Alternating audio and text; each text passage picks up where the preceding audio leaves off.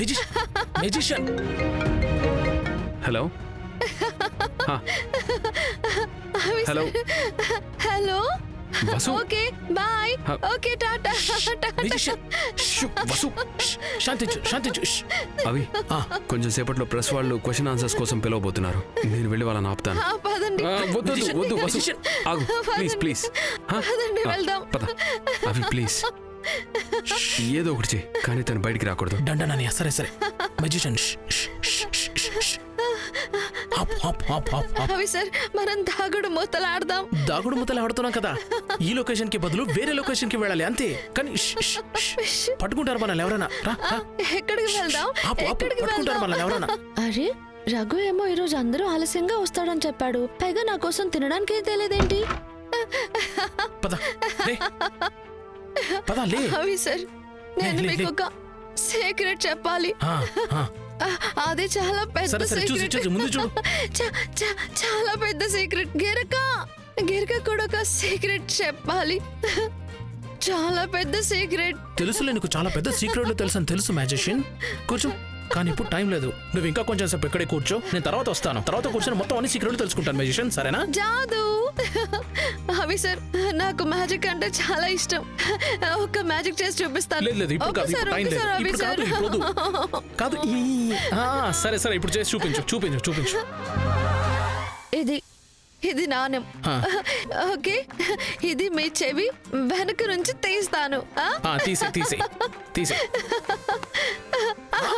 ఇలా ఇది ఇప్పుడు మీ చెవి వెనక నుంచి బయటకు వస్తుంది. ఇదిగో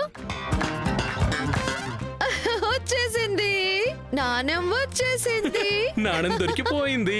నాణ్యం నీకు దొరికింది కదా. ఇప్పుడు నీకు నాణ్యం దొరికింది కదా. నా నాణ్యం పోయింది అవి సార్. నా నాణ్యం పోయింది. అమ్మ దుర్గమ్మ, బస్సుకి పిచ్చి పట్టిందా ఏంటి? నాణ్యం పోయింది. నేను వెతికిస్తాను. ఇక్కడ కూర్చో. నేను వెతుకుతాను. ఇక్కడ కూర్చో.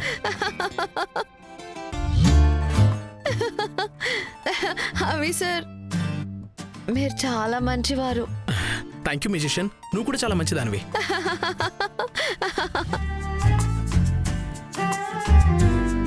దొరికింది. నా నాణ్యం దొరికింది. Very good. చాలు. ఇక్కడే కూర్చో మ్యూజిషియన్. బయట మీ పెద్దమ్మ గారు అంటే మా అమ్మకి ప్రెస్ కాన్ఫరెన్స్ జరుగుతోంది. మనం గనక బయటికి వెళ్ళామంటే అది డిస్టర్బ్ అయిపోతుంది. అవునా? మరి ఒక రూల్ పెట్టుకుందాం. నో బయటికి. సరేనా? నో బయటికి. Very good. నో బయటికి.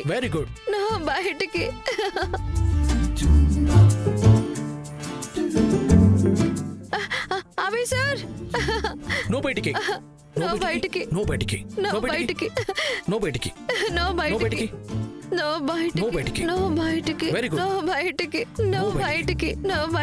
రిపీటెడ్ గా అలాగే. గుడ్. నో బయటికి. అవి సార్ స్టాచ్యూ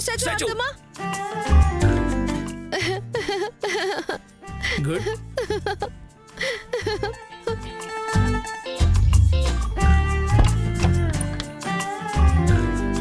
లక్ష తాళాలైనా వేసుకో, సారిక దగ్గర అన్ని తాళం చెవులు ఉన్నాయిగా. అయ్యో వసు, నువ్వు నిజంగా బొమ్మలా ఉండిపోయావే. ఇప్పుడు నాకు సీక్రెట్ ఎవరు చెప్తారు? గిరక, నా కడుపులో చాలా పెద్ద సీక్రెట్ ఉంది. నీకు చెప్పనా? గిరక, నీకు తెలుసా, నేను కల్పన మేడంని అజయ్ గారితో చూశాను. వాళ్ళిద్దరి మధ్య ప్రేమ నడుస్తుంది.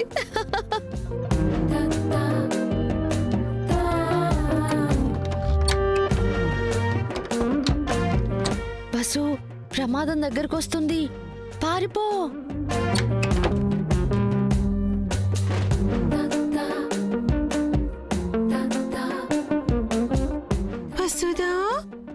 వసుదా నిన్నే. అరే గిరక మాట్లాడుతుందేంటి?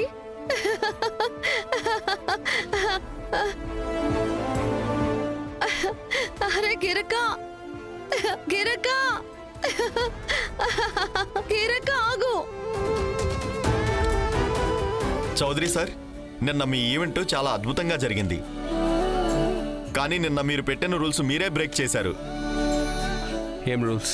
మీ ఆన్లైన్ అప్లికేషన్ లో క్లియర్ గా మెన్షన్ చేశారు, చౌదరి ఫ్యామిలీలో ఏ మెంబర్ అయినా సరే, అలాగే ఏ ఎంప్లాయ్ అయినా సరే ఈ కాంపిటీషన్ లో పార్టిసిపేట్ చేయడానికి వీల్లేదని. చూడండి.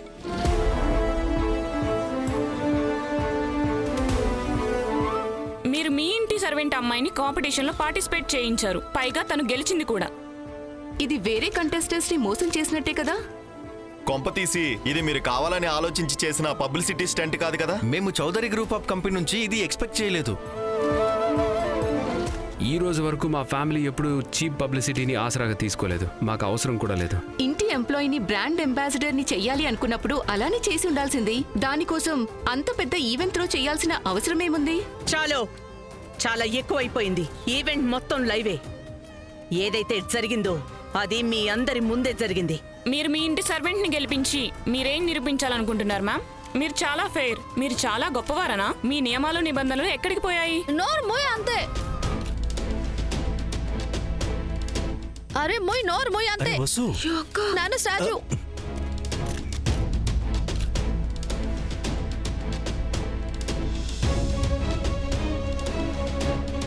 ఎవరన్నారు బంగు కేవలం హోలీలోనే మత్తెక్కిస్తుంది అని? ఏ అబ్బాయి, ఈ లడ్డును చూస్తున్నావుగా, ఇవి ముఖ్యమైన వాళ్ళ కోసం. పొరపాటున కూడా నువ్వు మీ అక్క వీటిని తినకండి, అర్థమైందా? ఇప్పుడు నేను అక్కకి లడ్డు ఖచ్చితంగా తినిపిస్తాను.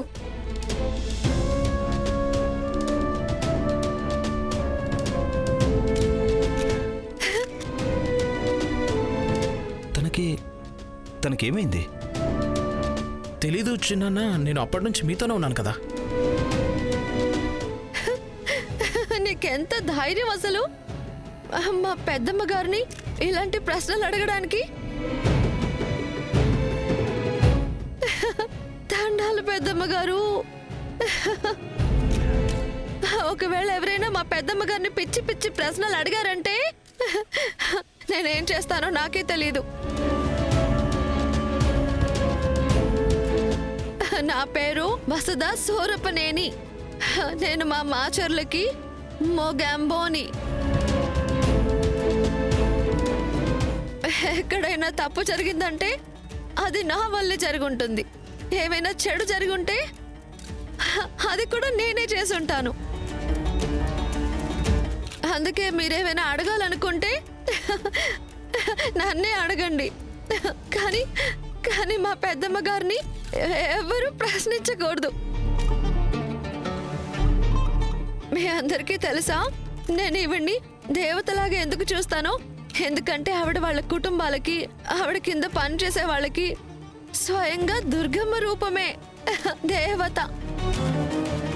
అరే చిన్న అయినా పెద్ద అయినా ఆవిడ అందరినీ తన పిల్లల్లాగే చూసుకుంటారు, అందరినీ సమానంగా గౌరవిస్తారు.